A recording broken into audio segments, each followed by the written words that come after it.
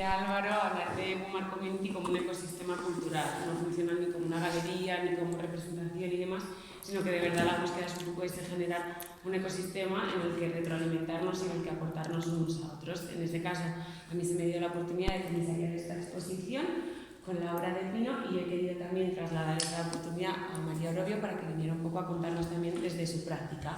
La exposición se llama Geometría Polisentimental, haciendo ahí un poco referencia a la canción de Alaska, pues también hacer un pequeño guiño a la cultura de nuestro país y también como una persona que estuvo mucho en esa colección entre Latinoamérica e Hispanoamérica.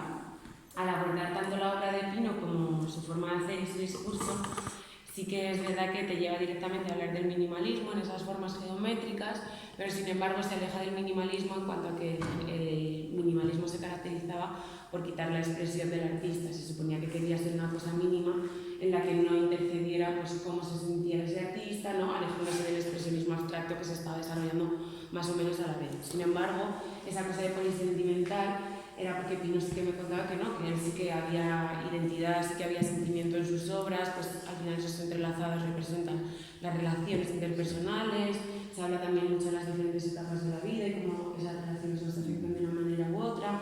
En el caso de la primera obra que vemos allí, una relación también transoceánica entre España y Venezuela, jugando con los colores de esas banderas, y no es venezolano, que no lo hemos dicho, que bueno, es un dato, hoy en la era de la globalización parece un poco anecdótico porque al final las influencias que tenemos son un poco de todas partes. De hecho, viene de una familia muy involucrada con el arte, de padres galeristas, madre galerista. Y eso al final son referencias que nos llegan de muchos lugares. Y me pareció muy natural y muy divertido conectarlo con la obra de María, porque creo que ella también trabaja con esta geometría, no de una forma neutra, sino también implicándose tanto a nivel social como sentimental. Entonces, bueno, la idea es que hoy nos cuenten un poco cada uno de su trabajo para ver cómo estos convergen y también cómo estos se separan uno del otro, porque efectivamente, como Pino también decía en la visita guiada de otras actividades que hemos tenido, pues desde que empiezas a crear tu obra hasta que luego llegas a un punto de madurez y echas la vista atrás, hay muchas variantes. Vamos, ¿te importa la y ver también como María, que es una persona joven, pero también con un recorrido muy extenso, cómo ha visto esta evolución. Entonces, si te parece, Pino, comenzar hablándonos un poquito de esta expo para quienes no la conocen, que se puedan hacer una idea de cómo has llegado hasta estas horas. Bienvenida. Sí, mi hija me estaba contando un poco cuando llegaron. Poli, porque son hay tres sentimientos, digamos así, en la misma sala. No se trata de uno solo, que son los entrelazados, que son aquellos que están ahí detrás, que son todas esas relaciones entrelazadas que no se separan nunca, incluso la vida y la muerte para mí también, ¿sabes? Entrelazada, el amor de un padre hacia una hija. Y luego ventanas, que fue algo bastante, yo tenía como 19 años, me fui a mi casa y creo que nunca le había tomado la atención realmente que tenían las ventanas, ¿no? Las ventanas, y cuando estas ventanas que son esas, sí, estas de acá también. Y no me gustaba el lugar donde estaba, era fuera de la capital y era así como... Y a través de las ventanas, la verdad es que yo me ponía horas digamos, a pasar esa tristeza y a ver, y me empecé a dar cuenta que podía ver el infinito. De hecho, ahí nacieron muchas obras aparte de esa. Y creé ventanas que no se parecen a ninguna de estas. Entonces estábamos hablando de eso, de la evolución, ¿no? de la edad. A los 19 años tenía una estética que no es la estética que puedo tener ahora, que tengo 56. Y me imagino que todos los artistas evolucionarán igual, porque uno va cambiando igual que todo, igual que la vestimenta, igual que todo, que los gustos también. Y bueno, y lo del color, trato ahora de hacer cosas así como dicen, minimalistas y muy geométricas, porque me gusta ese concepto, y no me gusta competir con la naturaleza. Hago totalmente lo contrario de lo que podía hacer la naturaleza. Eso es uno de los temas que te iba a comentar. Sí, eso aporta también mucho porque al final es la forma en la que los artistas tienen algo que ofrecernos, ¿no? Parece, quiere decir, si seguimos reproduciendo la naturaleza, parece que entramos ahí un poco en guerra y la geometría también es un factor interesante porque se supone que en la naturaleza no hay ángulos rectos, no hay líneas completamente rectas, entonces ahí es donde Pino asume un poco el reto. Creo, yo hice un comentario ahí en mi Instagram que digo que no existe algo más humano que el arte. Yo considero que es lo más humano que hay. Entonces, justamente, trato de hacer más totalmente, exactamente, lo más humano. Entonces, trato de hacer obras lo más humana posible. lo más antinatural. Y bueno, los colores claro que son de la naturaleza, ¿no? Pero los combino de una manera particular. Y bueno, y el asterisco que no nombré, que estaba contándoles de la familia, era eso del feudalismo, ¿no? Que se quisieron organizar las familias con los apellidos, y nació de ahí cuando se lo dieron a las tipografías, ¿no? Feudales, y pusieron el famoso splash para dividir, hacer el árbol genealógico de las familias, y ahí nació el asterisco.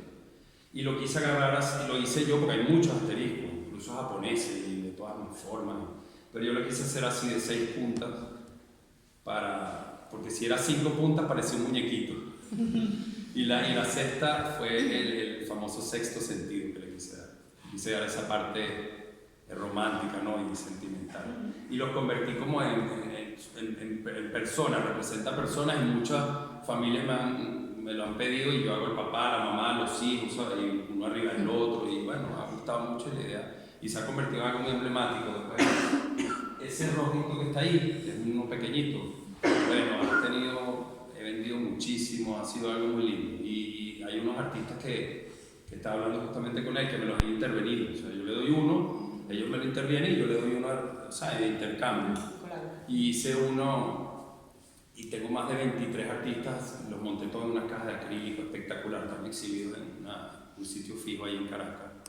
Y muy lindo. Y ahorita tengo un plan que no lo voy a decir, pero que me va a ayudar también del tema de las asteriscos. De esta forma, Pino lo que hace con su obra es, a través de esas formas geométricas que pueden parecer ajenas al ser humano o a la naturaleza, invitarnos a mirar al interior, en esas relaciones, en esos entrelazados, pero también al exterior, porque él hablaba de estas ventanas como una mirada hacia el infinito, ¿no? Como una mirada a lo que esto puede abrirte. Y creo que ahí es donde se relacionaba de alguna forma con la obra de María, en la que también al intervenir esos edificios o esas zonas públicas, de alguna manera nos está invitando a mirar su fachada exterior, pero también al interior, a lo que está pasando dentro. Entonces, si te parece, introducirnos un poquito en tu trabajo, para que los que no te conocen puedan conocer. Bueno, decir brevemente, para hacerle una pequeña introducción, que María trabajó mucho al principio de su carrera con Boa Mistura, que es un colectivo madrileño que hace mucha pintura mural, pero muy implicada también con el bienestar social, ¿no? Son acciones sociales que van más allá de la pura estética, sino de aportar algo a la comunidad. Hola. Pues sí, yo sí que vengo de la arquitectura también, pero comencé como a dedicarme a esto cuando conocí el trabajo de Boa Mistura, y ahora que estamos hablando de los sentimientos y así, estaba pensando como yo creo que eso es lo que, en vez de transmitir como artista las emociones en la obra, es como el espacio público, el edificio o el espacio que va a intervenir, es como que aporta esa parte sentimental, ¿no? O sea, creo que mis obras tienen esa parte, el trabajo que hacíamos tanto en Boa como el que hago yo ahora, tiene como mucho sentimiento y muchas cosas, pero es como que te lo aporta la contraparte, ¿no? No es tanto yo como artista queriendo expresar algo, sino es como aunar todo lo que te transmite la gente, la fachada, el entorno. Eso es lo que genera como todo ese cúmulo de sentimientos y emociones que te hace, es más como en el momento de estar en la ejecución que en el proceso de diseño, ¿no? Esta relación, por ejemplo. Sí. Imagino que también uno de los retos de hacer murales o pinturas tan en la calle es el cómo te relacionas con las personas, porque al final la gente se para, mira, va a convivir con eso en adelante, y imagino que ahí sí que es un reto complicado, o bueno, complicado no, pero interesante en cuanto a las reacciones de cada uno, porque imagino que como toda habrá gente que le guste más, que le guste menos. Sí, yo me di cuenta de lo que me gustaba y de lo que yo quería hacer viendo la ejecución, o sea, estando en terreno, estando pintando, conociendo a la gente y todo eso que te transmitía. Ahí es cuando me di cuenta que yo quería pintar. No es una inquietud que sí que de pequeña pues he pintado siempre, ¿no? Pero a lo mejor si tuviera que estar en mi estudio todo el día trabajando, no lo haría tanto, ¿no? Yo necesito salir a la calle, necesito la interacción con la gente. Es una vocación es lo que me mueve, ¿no? más social que artística. Sí, pero luego cuando estás haciendo eso te das cuenta de lo que te gusta trabajar con las formas, con la arquitectura, con el color, y ese proceso lo disfruto muchísimo, muchísimo, y no lo infravaloro, todo lo contrario, me encanta, pero va muy relacionado con la gente, con las personas. Creo que sí, que de hecho también es uno de los valores del arte que hay que poner encima de la mesa hoy en día, que es el bienestar social que genera, ¿no? Cuando la gente se lleva las manos a la cabeza por lo que vale un cuadro o la entrada a una exposición, es como realmente no estamos valorando lo que esto te aporta en tu vida. Si quieres enseñarnos algunos de tus trabajos, porque bueno, aquí tenemos la exposición de Pino, pero creo que para que se entienda también de lo que estamos hablando es interesante que podamos ver. Vale, pues no sé si en la tarde se verá algo. Sí. Si, no, si te parece, les voy a dejar también Sí, un pues cotillero. como estábamos hablando antes con Alex. Alejandro, sí. Alejandro, vale. Pues uno de los proyectos que si te parece ahora nos cuentas un Claro, poco vamos a más hablar sobre- de ese porque al final es el que... cotillar un poco cómo funciona esa geometría de la que venimos hablando.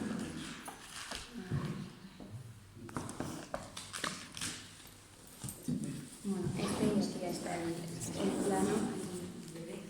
Es el plano y lo hiciste. Claro, luego lo hice. La ejecución. En Nîmes, en Francia. Este proyecto todavía yo lo miro y... Y no me lo creo, ¿no? Y no te lo crees. No, la oportunidad fue una casualidad increíble tener la oportunidad de pintar este proyecto porque hacía un año pinté otra fachada, esta, que también fue... Ajá, ya, espectacular. Pues al día de esta inauguración vinieron un grupo de una fundación de arte urbano de la ciudad de Nîmes y me dijeron que ellos tienen un festival en la ciudad que me querían proponer algo para pintar en verano. Y yo pues dije que feliz, que encantada. Y entonces yo un día, pues, paseando por Nîmes, me enseñaron este edificio y lo vi y me alucinó y hice una foto con mi teléfono, pero simplemente estaba paseando, le tomé una foto y fui a casa. Y luego estos de este grupo, que se llama El Spot en Nîmes, me dijeron, no, hay un edificio muy particular en la ciudad y nos gustaría proponerte que si lo quieres pintar. Claro, cuando me dijeron que era un edificio particular, dije, No puede ser. no puede ser, a ver si va a ser ese, ¿no? Me mostraron la foto y era este edificio, entonces fue como espectacular. Yo era la primera vez que llevaba unos años trabajando con Guamistura, haciendo lo que más me gustaba del mundo. Este era el primer mural que hacía en solitario y de repente piensas que cuando vas a empezar, pues no sé, vas a empezar como poco a poco, ¿no? Y de repente te plantean este edificio en una ciudad como Nîmes, que cuida tanto los espacios, el espacio público, la arquitectura, todo, pues supuso como un reto, pero a la vez me encantó. Dije, pues sí, o sea, puedo hacerlo y tengo muchísimas ganas de intentarlo. Y fue súper emocionante, claro, cuando me enteré que era una residencia de ancianos. Entonces, bueno, el edificio, no tengo la foto, pero la fachada del alzado era así, tenía como unos tonos de gris. Ya es el diseño, ahí ya es con mi diseño, pero la fachada previa era con estos tonos. Sí que tenía algún color, tenía como unos tonos verdes, amarillos, que eran un poco la gama de la ciudad de Nîmes. Entonces, claro, si a mí me propusieron pintar este edificio, era porque conocían un poco mi trabajo con la geometría del color. Entonces, sabía que era meterle color, pero a la vez, bueno, me daba mucho respeto, ¿no? Era un edificio que arquitectónicamente ya era muy potente, bueno, me daba respeto. Entonces, intenté trabajar con la misma gama, pero subiéndole la saturación a los colores. Entonces, el edificio ya contaba con unos rojos, unos naranjas, amarillos y verdes, y les subí la saturación. Porque hablamos del concepto como de iluminarlo, ¿no? Como era un edificio singular, alrededor de todos los edificios como viviendas de 2 o 3 plantas, como muy arquitectura muy mediterránea, de construcción mediterránea, y de repente esta arquitectura. Entonces era como un edificio singular. Y eso con la idea de iluminarlo, aparece el concepto de un faro, ¿no? Como iluminarlo. Y luego encima, hablando con la gente de la residencia, que eran, no eran ancianos, eran gente que tenía algún tipo de dependencia, gente mayor, y entonces también de repente tenía sentido como esa palabra de faro, ¿no? Porque hicimos también unos talleres para el proceso de diseño con la gente, lo hicimos por 2 partes. una más manual, porque claro, también eran 24 residentes y cada uno tenía unas habilidades diferentes. Había gente que no podía tanto trabajar con las manos, había gente que no se comunicaba tanto, entonces yo no soy trabajadora social ni tengo experiencia en arteterapia, pero de repente allí ya trabajaban con esos perfiles de gente. Entonces me junté con ellos, les dije que me interesaría muchísimo como saber cómo trabajaban, y entonces les planteé estos dos tipos de ejercicio. Uno que era haciendo collage, entonces cortamos cartulinas con los colores que habíamos planteado y con las formas que ya tenía el propio edificio. Y luego hicimos otro ejercicio que era más de concepto, de hablar sobre qué representa una persona mayor para ti, qué representa un faro, qué tienen en común. Y pues eso dio como un mes previo a pintar, pues que nos conociéramos entre todos, que se relacionaran con el proyecto, que supieran lo que iba a pasar. Y luego ya a los 2 meses comenzó la ejecución. Yo me alojé en el edificio con la gente de ahí, vivía en un apartamento en la 4ª planta. Y durante un mes estuvimos pintando. Me junté con un artista francés de allí, otro muralista, y muchísima gente voluntaria. Los propios vecinos pintaron un montón y fue espectacular, fue súper emocionante. Y tuve la suerte de que me estuvo acompañando un equipo de rodaje y han hecho una peli, un documental que se llama Murmure, que es como murmullo en francés, de cómo esta relación entre el nivel del sonido, la calma de la gente mayor, ¿no? Que es todo como más tranquilo, y también habla del muro, ¿no? Que referencia la palabra a los muros. Entonces, sobre todo se centra en lo que hay detrás de ese edificio, de la relación de las personas, de cómo conviven y cómo se relacionan con el mural y con el proceso de pintura. Y espero que lo podamos ver muy pronto. ¿Cómo abordas estos proyectos a nivel técnico? ¿Cómo te enfrentas a una superficie tan grande sin saber concretamente qué equipo vas a tener? Porque al final aquí colaborabas con otro muralista, pero al final todo era luego voluntarios y los residentes de este lugar, que no sabías tampoco cómo iba a salir. Entonces, para que luego nos cuente también Pino cómo él aborda la ejecución más a nivel técnico de las obras, pero sí que nos gustaría saber cómo... Pues eso todavía... cada proyecto es un mundo, aprendiendo. También estaba acostumbrada a trabajar con un equipo de 8 personas y sabíamos trabajar muy bien juntos y llegábamos, ¿no? Claro, cuando trabajaba en Buenaventura sabíamos, ¿no? Y calculábamos el tiempo para un equipo de 7 8 personas, a veces un poquito menos, a veces un poquito más, pero ya estábamos muy organizadas. Entonces de repente yo llego sola, tengo este edificio y mi cálculo es, lo pintamos en este tiempo. Pero claro, en mi cabeza éramos un equipo grande. De 8. Claro, y de repente no, y tienes un artista francés que sabe perfectamente trabajar, pero no has trabajado nunca. Entonces tampoco...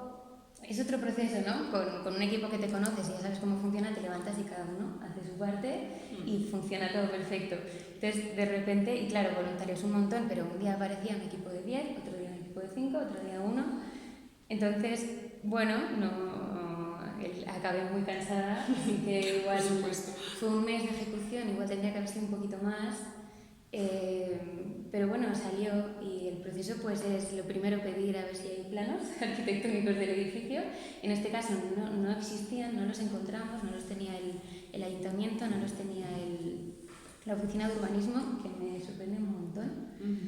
Entonces pues llegué y me puse a medir y me fui con el metro y con un láser y a medir, me dibujé el plano. Y al final hay tiempo de ejecución que dedicas también a desarrollar todo eso. Claro, y es dibujar el plano, calcular los metros cuadrados, la cantidad de pintura y más o menos decir, pues mira, si somos tantas personas, pues en un mes lo tenemos. Pero que de repente te convertiste en capataz de obra y un poco a la vez que... Pero eso me encanta, Sí. me encanta, es genial como enfrentarte a un edificio que puedes tocar, que tiene, no sé, tienes que dibujar el plano arquitectónico, no es solamente llegar y pintar, ¿no? Es como enfrentarte a todo eso. Sí. Y eso me encanta. ¿Te interesa mucho? Sí, una pregunta. Oye, con respecto a al procedimiento más colaborativo que hacer con las personas, después, ¿cómo llegas al proyecto final? Después, ¿tienes unas reuniones finales donde toda esa información que tienes de las personas ¿Planteas 3 proyectos finales y ellos votaban o cómo se desarrolla esa parte final? Eso también depende mucho de los proyectos, depende de la gente que lo va a recibir, depende de si es una escuela, un colegio en el que a lo mejor sí que puedes trabajar con los niños y luego plantear unos bocetos y puedan votar. En este caso intenté, en los ejercicios que planteé en la residencia, era lo que yo iba a hacer una vez terminara y me fuera a casa. Entonces, yo no había trabajado previamente el diseño, pero sí sabía que quería trabajar con las formas que había en el edificio y con esos colores saturados. Entonces, en esos talleres lo que hicimos fue, con esos recortes de papel de colores y formas, hicimos collages, como empezar a juntar, ¿no? Que es lo que al final luego yo empecé a hacer aquí. Empecé a juntar pues una curva con un cuadrado, el color amarillo con el naranja, y eso fue lo que hicimos en el taller. Entonces, luego yo cuando me puse a diseñar, que fue posterior a esto, también me di cuenta que ya tenía muchas formas el edificio. Entonces, más que formas, iba a tener que ser un trabajo de color, de combinación de colores. Por eso al final pues solamente hay alguna curva sutil, pero sobre todo es combinación de colores. Entonces, y en este caso pues les planteé la propuesta y les encantó. Okay. Podría haber pasado que dijeran, mira, pues nos gustaría tal, pues entonces hubiéramos ido trabajándolo. Pero depende de la situación de... Sí, porque al final esta cromática final, ellos van a convivir durante toda su vida con eso, entonces al final lo importante es la satisfacción de eso, porque al final lo voy a ver todos los días, entonces por eso te pregunto a qué consenso llegan, pero no, fantástico. Eso, bueno, en ese caso había 8 balcones del edificio que daban a la calle, ¿no? Pues, había unos balcones que eran 8 balcones que daban a la calle. Entonces ahí sí que cuando les propuse la propuesta dejé los balcones en blanco. Entonces cada vecino pudo escoger como la tonalidad para su balcón, que eso también como que se apropiaron ahí de su... Porque el color entraba en el balcón, entraba en el techo. Entonces, sí, pues ya. Claro, entonces ellos podían decir, pues mira, yo quiero mi balcón turquesa porque entonces muchos decían, no, porque mi cocina es turquesa, o porque es que el amarillo me recuerda a la cocina de mi mamá. Entonces ahí sí que intenté pues que ellos pudieran escoger su color. Vale, gracias. Ahora que lo ha hecho Álvaro, invitaros a todos a intervenir, a preguntar todo lo que tengáis, que luego si no las preguntas como se dejan para el final, parece que se pierden ahí un poco Claro, sí, mejor. En la conversación. Y retomando un poco la línea del discurso, ha planteado María esta cuestión del tiempo, que es algo que me interesa mucho en los procesos creativos, ¿no? El cómo proyectamos cuánto queremos que vamos a dedicar a las obras. Y no sé cómo afrontas tú esta tarea, porque tú haces varias obras además a la vez. Entonces, ¿cómo sabes cuánto tiempo te van a llevar? No lo sabes si es una aventura. Cuéntanos un poquito. Bueno, yo la verdad que trabajando yo no uso plano, no uso computadora ni nada. Entonces cuando me voy, yo tengo un taller en Caracas, que claro que tengo todas las maquinarias, pero cuando ando por ahí, no, son maquinarias muy grandes. Yo empecé con la pintura y siempre digo, ¿por qué no me quedé con la pintura? Se podía ir con una maleta y pintar un cuarto. En cambio esto necesita maquinaria. La ventaja es que ahora hay unas máquinas soldadoras pequeñitas y no pesan nada, antes eran grandísimas y pesadísimas.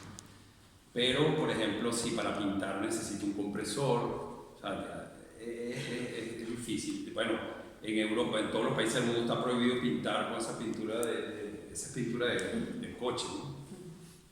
Y hace falta una cámara que es la mitad de esto, o sea, es complicado, no voy a entrar en detalle porque yo no lo hago así, claro. Pongo donde pueda. Y me tocó, por ejemplo, yo tengo ya unos cálculos y yo lo dibujo, claro, mi concepto de lo que voy a hacer, y luego ya me voy a cálculos así con mi metro, bueno, más o menos así, más o menos lo quiero así, o sea, todo lo hago así acá. Esto es algo que a mí me llama mucho la atención, la obra de Pino, porque al final ves esas geometrías y ves formas tan puras y luego te cuentan que, bueno, que las calculan más o menos y es como... Claro, tengo 40 años haciendo eso, entonces ya como que yo manejo el espacio en la cabeza. Y entonces a veces de repente quiero replicar una pieza y porque no la dibujé y no me acuerdo la vida, entonces empiezo así, me agarro el metro. Sí, 60%. Me pasó ahora que fui a Miami a hacer unas obras grandes y claro, llego allá y todo es en pulgadas, pero uno no sabe, uno desquintado. Entonces yo llego con, nosotros le llamamos una cinta métrica, estamos un metro, cuando agarro así, no tenía ni la conversión, solamente pulgadas. Entonces más empezaba o menos. más o menos mi tamaño, 80, sacando cuellos. Los del taller me veían así, porque claro, contraté cosas para cortar las láminas. Aquella trabajé con láminas de 1/4, de 6 milímetros. Y entonces llegó a aquel taller, porque estaba cerca del aeropuerto de Miami. Y bueno, más o menos así, pero más o menos, agarra el metro ahí, así, ahí me gusta. Entonces, claro, de repente daba 15 pulgadas y media, no, déjalo en 15, o sea, por esas medidas no, o sea, no son cosas al milímetro. Y bueno, nos reíamos. También veo las láminas, por ejemplo, y me adapto un poco a las láminas aquí en Europa. En Venezuela es gracioso porque se trabajan las dos medidas.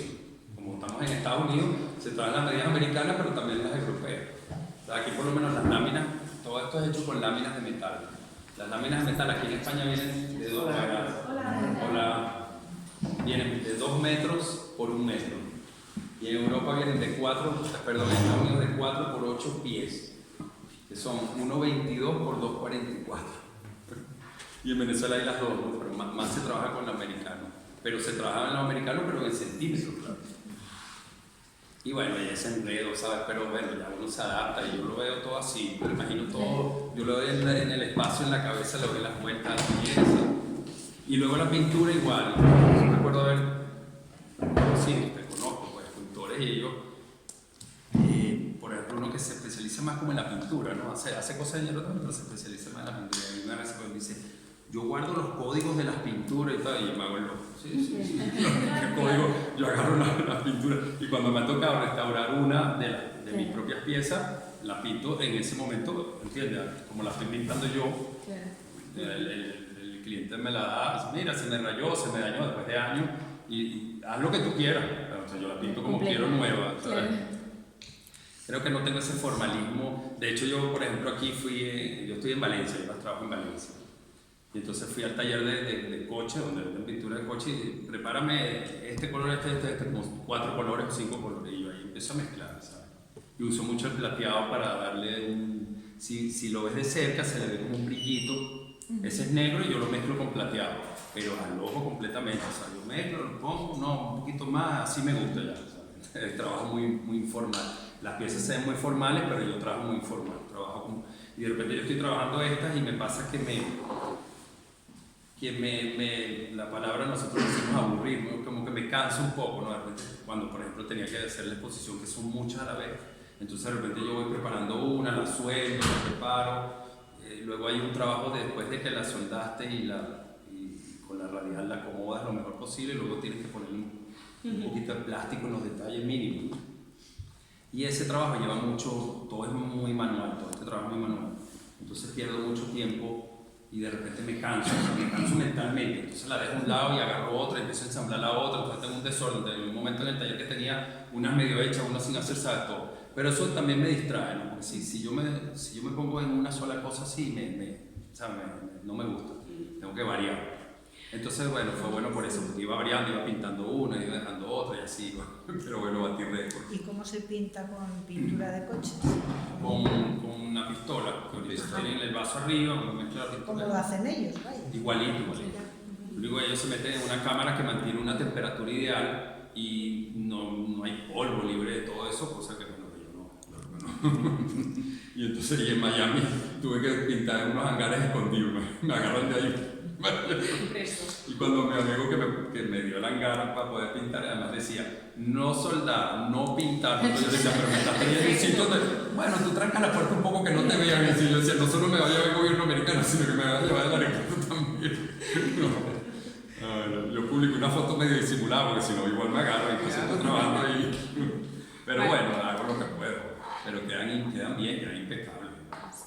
Pero bueno. Ahora hay pinturas al agua, que además son mejores también, contaminan menos, entonces las he usado, ¿sabes? Mejor. La última capa transparente todavía no se usa al agua, se sigue usando a base de solvente. Pero... María, en tu caso, ¿cómo abordas el reto de los materiales? Porque una de las cuestiones de la pintura mural es que rara vez estés en el mismo sitio, entonces ¿cómo gestionas esta situación? ¿Llegas a NIM? ¿Buscas la tienda de pinturas más cercana? Pues sí, Pues sí. es un poco así. Sí, trabajas con una productora de murales, pues tienes ese apoyo, ¿no? Entonces, en NIM en este caso sí que eran productora, entonces pues ellos tienen el contacto de la pintura y te ayudan, pero hay casos en los que llegas sola y pues tienes que ponerte a buscar, llamar, pero bueno, pues eso ya con la práctica pues te das cuenta que llegas, preguntas, hablas, la gente normalmente te quiere ayudar y sí. Pero también por lo que decías, Pino, del tema de los colores y que trabajas un poco así con una... Yo en realidad me relaciono muchísimo con eso también. Sí. O sea, a mí, eso también creo que lo he sacado de mi padre, de dejar las cosas sin acabar. Y eso en los murales también pasa mucho porque en algún momento tienes que pactar y decir... Esto está terminado, porque si no... O sea, no acabas nunca. No acabas nunca, porque estás pintando una escala grande, pero si te acercas puedes llegar hasta el más mínimo detalle. Y muchas veces también preguntaban eso, como, ¿no te hago? ¿Y en qué momento? Y en eso sí que llega un momento en el que dices, ya está terminado, y a lo mejor no está perfecto, pero que luego, o sea, el acabado es muy bueno, ¿no? Pero que siempre puedes seguir. Y yo si tuviera que trabajar en mi taller, o sea, pinto un trocito, cambio, hago otra cosa, por eso me gusta estar en la calle, porque no es solamente pintar, es pintar, es hablar, es mezclar, es cargar cubos, son un montón de cosas a la vez. Se enfrenta al resto, ¿no? Sí, y en cuanto a la mezcla de colores, también es como trabajamos bastante parecidos, o sea, es mi intuición, es mezclar, la verdad es que conocimiento de teoría del color. Hubo un momento que cuando me di cuenta que me encantaba, dije, me voy a comprar libros y entonces tengo libros de Goethe, o sea, un montón de libros de la época de la Bauhaus, de teoría del color, pero en realidad luego, bueno, abrí un libro que hacía en la primera página, decía que estaba muy bien estudiar teoría y todo eso, pero que si tienes un poquito de intuición, pues que la sigas. Cerré el libro y dijo, pues perfecto, ya me lo sé. Entonces, pues sí, es como, me gusta mucho también ese proceso de pues mezcla un poquito negro, un poquito plateado, como dices tú, y he descubierto cosas incluso por error. Agarro una pintura y no me di cuenta por no leer, porque no me gusta hacer algo todo rápido y le eché agua, le eché disolvente y eran pinturas al agua. Y se mezclaba, un desastre agotado. Bueno, de hecho, esto de la intuición que comentas creo que enraiza también mucho con lo que decía Pino al principio sobre cómo al inicio de tu carrera haces las cosas de una manera y según vas madurando vas llegando a otras formas, y creo que es porque de forma consciente. Pero eso ahora es que vas a empezar con eso. Cogí el cuaderno porque quería ver si tenías alguna imagen de este proyecto, que es también un proyecto muy interesante, que es este que desarrollaste en base a la hoja de las escaleras, eso está muy interesante. Para ver un poco cómo también afecta el contexto a las obras. Al final, Pino, cuando has llegado también aquí has hecho una obra diferente, ¿no? Estas obras sí que son de Venezuela y sin embargo esos colores a lo mejor más vivos como el azul o este verde del asterisco sí que nació más al cambiar de contexto. Ellas son hechas acá, todas son fabricadas aquí, claro. Pero esto ya lo había trabajado un poco, esas tienen poco tiempo que las trabajé, pero aquella por ejemplo es algo nuevo y aquella también estoy empezando a suavizar los ángulos un poco y a darle un poquito de curvo. Entonces me gustan las sombras que da, esa es la primera que hice. Sí, estoy en ese, constantemente haciendo cosas nuevas. De repente me levanto así, siempre tengo algo para anotar, ¿no? Me levanto a veces pensando en algo y lo anoto porque a veces me da rabia que tengo algo, un pensamiento, algo muy interesante y no lo anoto y se me olvida. Sí, bueno, esto es entonces voy y lo anoto. Esto es la siesta de la cuchara, la siesta del favorito, vamos a ver Dalí para que veas, que es el buscar ahí esa... ¿Cómo concibes tú los proyectos? ¿Hay una parte también ahí de inconsciente que dejas que actúe, de esa intuición que nos hablabas del color, o te requiere más tecnicidad? No, yo creo que una cosa que también me dije mucho a mí misma es no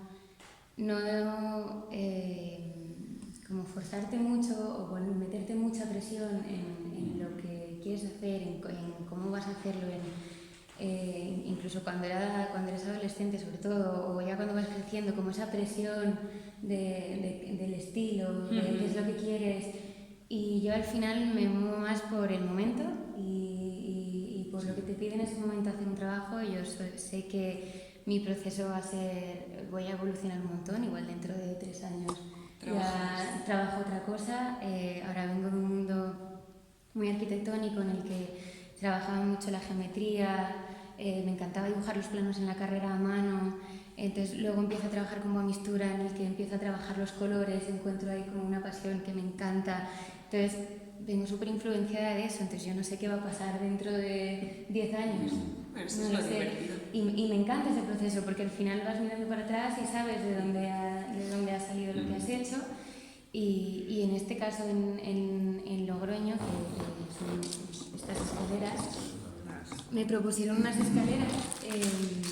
Es que creo que hay, sí, pero creo que hay aquí. Ah, genial, creo que voy a reparto. Pues, y también intento como, porque lo mismo, podrías proponer tantas cosas y nunca sabes cuál va a ser la buena propuesta, cuál va a ser el buen proyecto. Igual el año que viene, me pasa con este edificio también, igual ahora lo cambiaría y haría unos colores diferentes. Y en Logroño pues me propusieron unas escaleras, las viviendas que tenían a los lados tenían estos tonos como granates también. Luego pues claro, te vas directamente al vino, a los colores del otoño, de la vid. Luego una casualidad de que el barrio en el que se encontraban estas escaleras eran unos antiguos, era donde estaban donde se hacía el vino, en las casas donde se guardaba. Entonces pues pensé, bueno, pues hacer algo que no tenga mucha presencia en cuanto a diseño tampoco, porque las escaleras ya tienen forma. Me siento mucho más cómoda trabajando con cosas que ya tienen forma, Que ya ¿no? tienen forma. O sea, he pensado pues eso en tu asterisco, ¿no? Le da esa Pues, alegría del ya color, tienes, sí. claro, en cambio pues el trabajo que se centre más en el color, no en decir tengo que dibujar. Generar. Me gusta más simplemente hacer un trabajo de color y en este caso pues era un poco, el concepto era la hoja que caía sobre las escaleras, pero luego era completamente abstracto y las escaleras pues tenían una reminiscencia de la punta de la hoja sí que se veía, pero el resto eran colores y ya está. Entonces sí que a nivel conceptual me gusta trabajar así, pero luego las obras son abstractas. Me parece muy interesante también esto que has dicho de cómo muchos artistas intentan definirse un estilo porque parece que así te haces una identidad y te haces reconocible, pero sin embargo creo que es muy importante lo que habéis dicho ambos sobre dejar ese estilo también maduro con el artista, porque al final es la única manera de aportar algo al contexto, ¿no? De mantener las cuestiones artísticas abiertas. Quiero decir, si tú, tanto Pino como tú definéis vuestro estilo inicialmente y siguierais con ese camino no se aportaría nada nuevo, ¿no? Claro, Entonces, que no eres la misma persona, ¿no? Hace un montón de años lo que comentabas antes, que dentro de unos años y te influencias de todo lo que está pasando en el mundo y que va cambiando y no sé.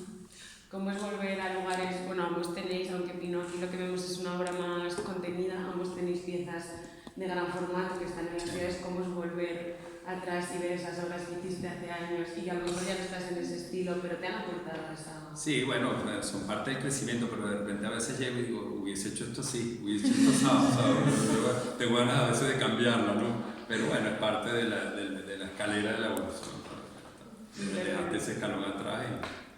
Pero el que te sigue, bueno, también es bonito porque va viendo que hay una evolución, ¿no? Totalmente. Eso es importante. Y eso aporta. Claro, yo tengo menos evolución, claro, todavía. No, entonces... está en proceso, pero es divertido. Pero está empezando bien. Gracias. En el caso de los murales, ¿cómo te enfrentas a su conservación? Pues trabajando con muy buenos materiales. No, pero es verdad que eso también me gusta mucho, ese proceso en el que viniendo del mundo de la arquitectura, ¿no? De repente parece que te dedicas a pintar y no... Y me gusta mucho conservar esa parte más constructiva en la que pues también tienes que pensar en el estado del muro, ¿no? y de su conservación. Y si antes de pintar hay que hacer un trabajo de humedades, ¿no? De eliminar las humedades, de prepararlo, de aplicar un sellante, de esa parte más constructiva, de rascar incluso, de aplicar un poco, no sé, igual hay que aplicar cemento en algún trozo porque se va a caer. Toda esa parte me encanta que también exista. Y, hombre, lo bueno sería que esta conciencia estuviera y siempre que te plantean un mural pues existiera esto, ¿no? Pero hay veces que te dicen, pues no hay presupuesto y hay que pintarlo. Y dices, hombre, pero eso no sé si va a aguantar mucho. Te dicen, ya, pero bueno. Entonces, claro, Pero bueno, normalmente en este tipo de murales, trabajando como una pintura, pues tienen un periodo de 10 años en el que debería estar perfecto y luego con los años, pues por el sol, por la lluvia, por todo. No pasa nada. Pero entonces pues se degrada y hay que restaurarlo. Sí, bueno, la degradación natural también es interesante, ¿no? Claro, Una manera forma de parte. evoluciona el color. Pero normalmente trabajas, en el caso de estas escaleras, lo mismo, estás trabajando un suelo, entonces no puedes pintar con pintura y tienes que aplicar una epóxica debajo y que agarre bien el terreno y esperar 24 horas, y si esperas menos se estropea, y luego aplicar bien las capas y esperar a que seque. O sea, requiere un proceso y un mimo y un cuidado pues, para que luego aguante y al final forma parte del espacio público y la gente lo va a vivir y va a convivir con ello, y también tienes ahí un poco de responsabilidad con que eso quede bien. Bueno, María nos hablaba también un poco de su caso, cómo pues, Boa Mistura influyó tanto en la estética de alguna manera como sobre todo en lo social y en ese querer participar con la comunidad.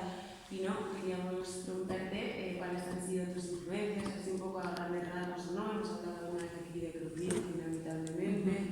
No sé si hay No he tenido ningún tipo de influencia. No.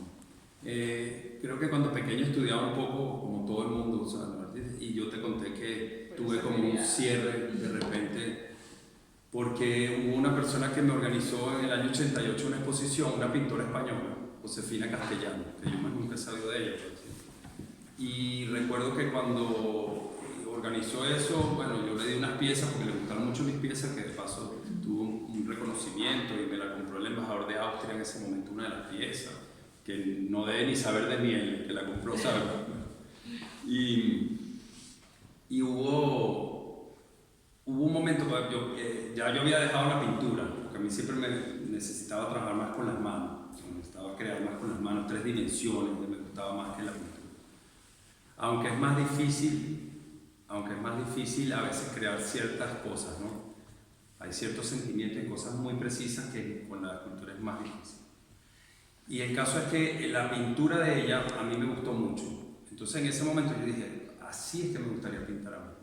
Y en ese momento que yo dije eso, también me di cuenta que dije, yo no puedo ver, o sea, no puedo ver más artistas porque te influencia sin darte cuenta. ¿Sabes? Porque ves algo que te gusta y sin darte cuenta te influencia, ¿no? Y entonces ahí fue que yo dije, como además siempre he sido medio despistado, ¿no? También la verdad, no es que he sido que me gustaba mucho estudiar tampoco. Entonces como que aproveché esa situación y dije, no me interesa mucho ver los escultores porque también estaba yo empezando ese proceso y siempre he trabajado así como muy minimalista, ¿no? Entonces me recuerdo que estaba muy de moda en ese momento, de moda o haciéndose conocido, un escultor venezolano y trabajaba mucho rectángulos así, eran súper elaborados y lo mío era un plano. Entonces claro, yo decía, este está como, y yo estoy haciendo lo contrario, o sea, me van a decir que estoy loco o algo. Entonces yo dije, o sea, como en ese momento no vivía del arte, vivía de mis padres, dije, yo voy a hacer lo que yo quiero, lo que a mí me parece y sin, a lo bestia, ¿no? Y efectivamente, y creo que fue lo mejor que pude hacer, porque por supuesto que pueden haber cosas parecidas, imagínate la cantidad de artistas que han habido y no lo dudo, pero no me interesa, o sea, no me interesa saber de lo que pueda pasar, porque si no me limito. De repente puedo crear algo muy interesante, pero si eso lo hizo fulanito y no sé qué, entonces me limito y de repente pierdo de hacer algo interesante porque simplemente se podía parecer. O sea, entonces dije, no me interesa, no quiero saber de los demás. Sonará un poco extraño e ignorante, pero no, es algo hecho a propósito. Por supuesto que sé de los artistas y ahora lo sigo un poco más, ¿sabes? Pero sí, y creo que bueno, eso... no voy a decir que ese es mi éxito, pero esa es mi forma, ya está. Sí, me gusta como es y no tengo reglas, no tengo ningún tipo de cosas, hago cosas de repente locas o extravagantes, ¿sabes? Y lo veo, pero tiene una estética que trato de conservar. Quizás más ahora que antes y también voy pasando por procesos, ahora estoy como en otro proceso. Ahora me siento que va a haber una evolución, que va a haber otra cosa. Vamos a ver con qué salgo. De hecho, ahora que lo menciona, creo que es muy interesante conocer que Pino es un artista completamente autodidacta, ya no solo en referencias, sino en técnicas, algo que parece un verdadero reto cuando se enfrenta pues, a este tipo de formatos, que no es tanto como coger un pincel, sino saber cosas a nivel técnico y que también esa experimentación más puramente científica, ¿no? De ensayo y error, le ha llevado también a soluciones comunes, que era interesante. Yo al abordar el texto de la exposición, que lo tenéis ahí si alguien quiere luego echarle un ojo, también era un verdadero reto, porque claro, no teníamos influencias, no teníamos como ningún hilo de tirar, sin que él lo hubiera hecho de forma consciente, ver cómo inconscientemente. Porque ahora también el internet ayuda, y la fotografía, yo pintaba desde los 7, 8 años, desde que yo recuerdo, porque siempre fue lo que me gustó, y hice murales cuando tenía como 8 años, y no existe nada de eso. Es lamentable, o sea, no hay registro, porque los niños nunca tomarían fotos, pero esas fotos de la época, bueno, hasta el 92 todavía, ¿sabes? No había. Y ahora el internet uno se mete a averiguar, de hecho yo lo hago, porque quiero averiguar algo, y de repente hasta me dicen, ¿viste la última máscara que salió de soldadura, que no sé qué? ¿Sabes? Yo me meto e investigo, claro, ahora investigo más. Pero empecé así, recuerdo que mi primera máquina de soldadura era una maquinita pequeñita así que mi mamá me dijo, por supuesto que en mi casa ni vas a soldar. Así como que me vas a quemar la casa. Y entonces la tenía escondida y un día yo siempre andaba en moto, ¿no? En motico, pues, siempre andaba por ahí libre en mi moto. Y recuerdo que había unos señores haciendo, yo vivía en una urbanización de casas, ¿no? Y había unos señores arreglando una reja. Y yo me acuerdo que pasé y me paré, o en bicicleta andaba. Y me paré, señor, ¿usted me puede explicar cómo conecto el soldador? Claro, eran unos tipos y me vieron así. ¿Cómo conecto el soldador? ¿Estás loco? Yo te voy a decir cómo vas a tocar la corriente de tu casa, ¿no? O sea, me vieron como un loco. Yo tenía como 10, 12 años, sí, por ahí. Y entonces, no, por favor, tanto le insistí que el hombre dijo, bueno, mira, ven a casa, allá es 110, en Venezuela es 110. Entonces hay una fase de 110, otra de 110 y un neutro. Y entonces, pegas uno de estos o uno de estos, fíjate que sea así, sabía que él mira más de 12 años.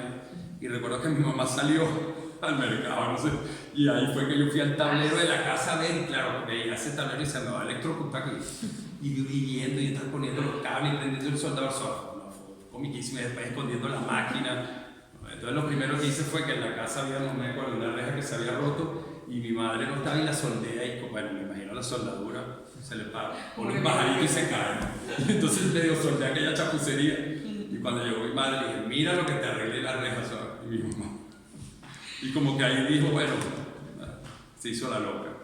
Y ahí empecé a hacer obras así, cosas bastante particulares, sí.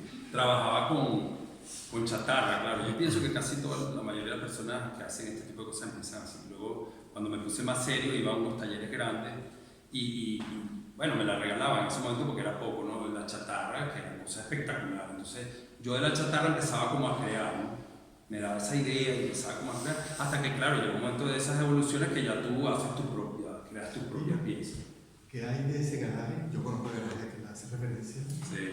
¿Qué hay de ese garaje en Itaúna? ¿Qué te quedó? No, la experiencia de la soldadura y el recuerdo que era un garaje pequeñito. Mi mamá me regaló el garaje de la casa, se lo regalo, ¿sabes? Pero de ahí no te mueves. Fue un recuerdo muy lindo, nunca lo olvido, pero de esas puertas tipo americanas que se abrían así. Entonces para un coche y me dijo, quédate ahí, bueno, y hasta le puse una pared y una cama. Eso era, yo siempre tengo que, de hecho cuando vine aquí lo primero que hice fue alquilar un bajo en Valencia, porque yo no puedo vivir en un piso, porque yo tengo que trabajar. Y entonces, claro, no podía permitirme tener un piso y tener un taller, ¿no? Y yo sabía que era ilegal, pero la señora que me lo alquiló, española, muy simpática, me dijo, bueno, mira, no hagas mucho ruido y ya, ¿sabes? Entonces lo más desagradable era cuando pintaba, porque claro, por más que sea el olor iba y se sentía. Pero bueno, de verdad que los vecinos bien, nunca me reclamaron, pero se limita, ¿no? Limita mucho. Es complicado, es complicado, pero bueno, lo he ido haciendo. Escondido, con cuidado, sin dañar a nadie, pero ahí voy. ¿Y una cosa, te has planteado alguna vez hacer en otros materiales o siempre? No, me gusta el hierro. Por ejemplo, me gusta el hierro porque me parece además un material natural. Tiene un proceso, claro, del hierro, lo pasan a lo que llaman acero, porque lo procesan, lo laminan, pero es natural. Me encanta que sea parte de la naturaleza, o sea, que es una pieza que tú tiras en la tierra y a los años se desaparece. O sea, me gusta eso. Trabaja mucho con resina y no me gusta por eso. O sea, es antinatural, no sé, la veo así como contaminante. Esto, uno puede decir, bueno, que la pintura es contaminante. Pues no digo que no, pero estoy trabajando con esas pinturas al agua que son un poquito más consonan con el ambiente, ¿no? Y cuando tengan ya todo, voy a usar mientras más orgánica mejor, ¿sabes? Por eso el tema de la oxidación me encantaba también, era totalmente natural. Y dejar que también ese proceso, ¿no? Sí, lo que pasa es que, sí, le decía a ella que también, claro, la estética va cambiando, que ya de color también, ¿no? Todo oxidado es muy lindo, hago cosas modernas oxidadas, incluso unos planetas que son oxidados, la pieza y en relieve porque las corto con el suplete y luego las hojillaba en oro. No sé cómo le llaman aquí, hojilla de oro, pan de oro. Pan de oro. Con pan de oro y espectacular, que creo que voy a ir un poquito más hacia allá porque me gusta y creo que no lo exploté lo suficiente. Me gusta mucho, por ahí hay algunas fotos. Y esa es una pieza súper natural que está ahí, y el día que no la quieras más, o la tiras al mar, que no contamina, o la tiras en la tierra y se desaparece, ¿sabes? Me gusta eso. Y me gusta también la velocidad en que yo puedo ensamblar la pieza. Cuando yo estoy creando una pieza nueva, yo tengo los hierros ahí, entonces yo, aunque la trabaje en sucio, pero la quiero ver estéticamente. Entonces levanto, doy un punto de soldadura y ya se aguanta. O sea, de levanto un punto de yo soy como desesperado. Cuando pintaba, de repente pasaba 30 horas pintando. Y mi mamá, pero acuéstate a dormir, ¿sabes? Porque yo tengo que ver eso terminado. O sea, yo no puedo pintar y dejar la obra y volver 2 días después, ¿sabes? No puedo. Entonces el hierro me permite esa velocidad de ensamble. Luego ya es otra cosa cuando ya la voy a hacer definitivamente, claro, tiene un remate, yo trato de guardar mucho los detalles, pero para yo crear las 3 dimensiones de la pieza es relativamente rápido. Eso me gusta del hierro. Y me gusta del hierro, no solamente esa parte natural, me gusta el peso del hierro también. Me gusta que es una pieza como sólida, me gusta mucho. Por eso trabajo en hierro. Bueno, voy a hacer la última intervención, que estamos llegando ya al final, pero os animo también a que penséis alguna pregunta, que tenemos tiempo para ello. Y aprovechando que tenemos aquí también a Alejandro Pantin, que es otro arquitecto y artista, hablando un poco, realizando con las influencias que mencionaba Pino, bien elegidas, bien heredadas, preguntaros a ambos arquitectos cómo ha influido lo poco que se enseña de arte, considero, de historia del arte, dentro de la arquitectura, que siempre ha sido una de las 3 grandes artes. Esto es algo que conversamos cuando Alejandro hizo su exposición aquí, que invitamos a Carlotti, a Carlota Santos, que es otra arquitecta y artista, sobre cómo la arquitectura ha sido una de las grandes artes y sin embargo parece que hoy en día es una cosa mucho más próxima a la ingeniería, por lo menos en lo académico, que del arte. Entonces, ver cómo muchos artistas que habéis estudiado arquitectura habéis acabado renegando, entre comillas, porque no os permitía del todo sacar vuestra identidad.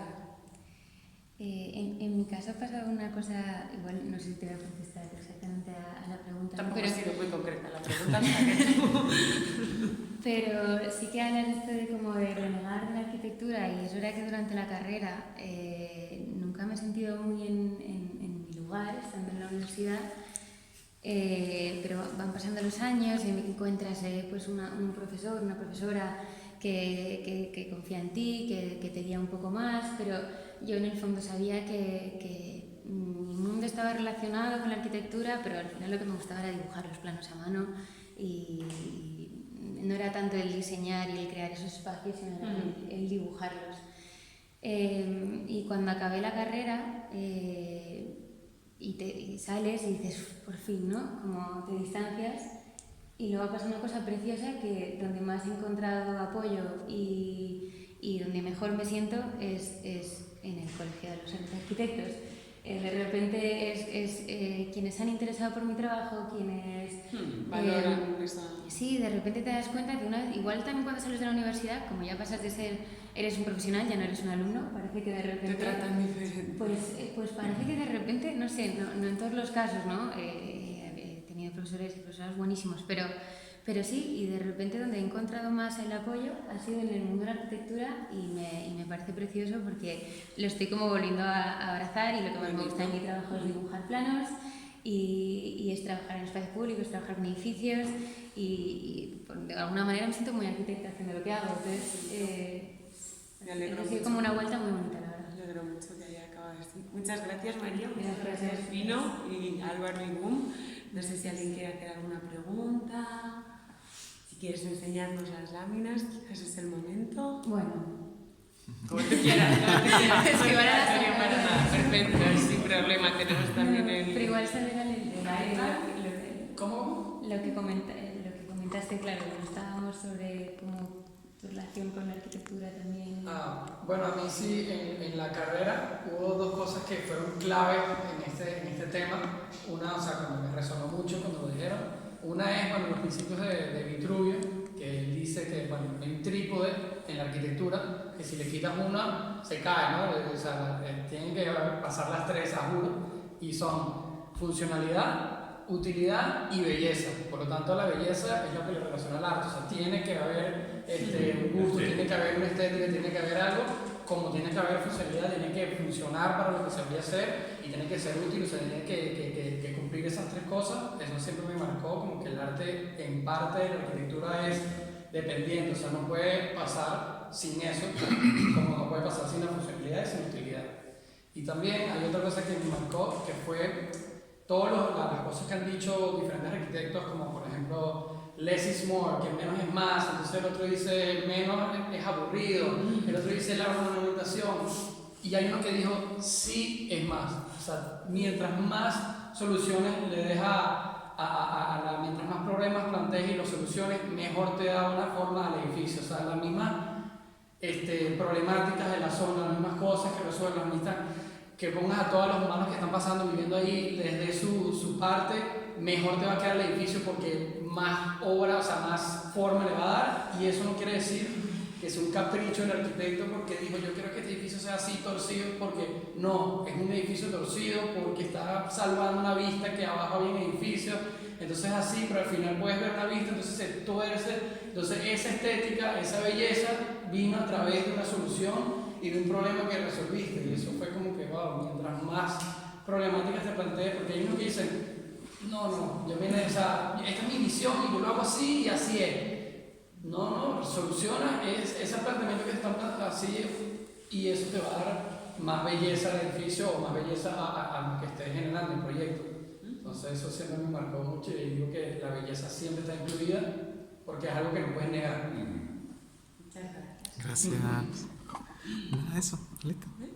¿Ya? Muchas gracias a todos, Ya. espero que os haya gustado, os haya interesado. Gracias por venir. Sí. Y muchas veces, un placer. Gracias. Un placer.